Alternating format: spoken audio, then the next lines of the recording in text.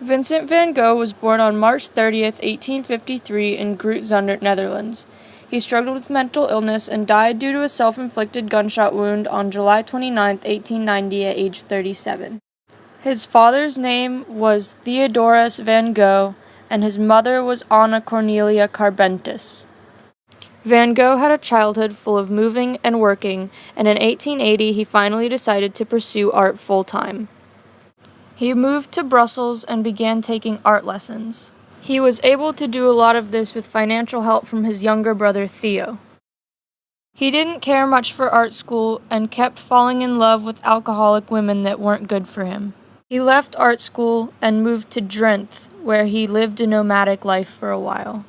In 1885, Van Gogh began one of his most famous paintings, The Potato Eaters.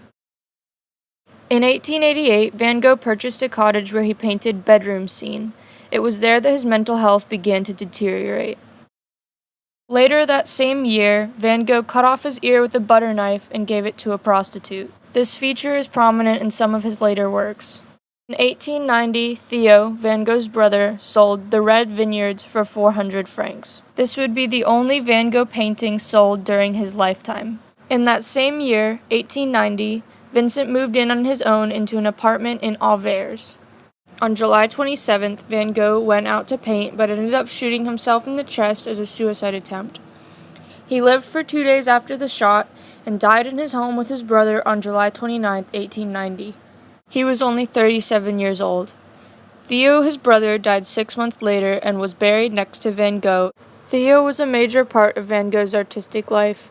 He contributed financially to Van Gogh many times and never gave up on him or his artistic talent. Who knows where Van Gogh would be without the help of his brother and his biggest partner. Theo's wife, Joanna, collected as many of Van Gogh's works as she could and began displaying them. His fame grew and grew after his death.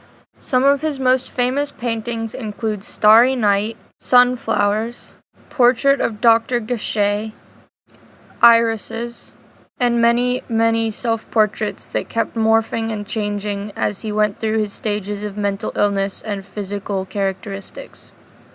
Van Gogh never lived to see his fame, but that doesn't mean that he hasn't had a huge role in the art world. He is one of the best. In 1973, a Van Gogh museum was built in Amsterdam. The museum has the largest collection of Van Gogh's paintings and drawings in the world, and most of them are originals.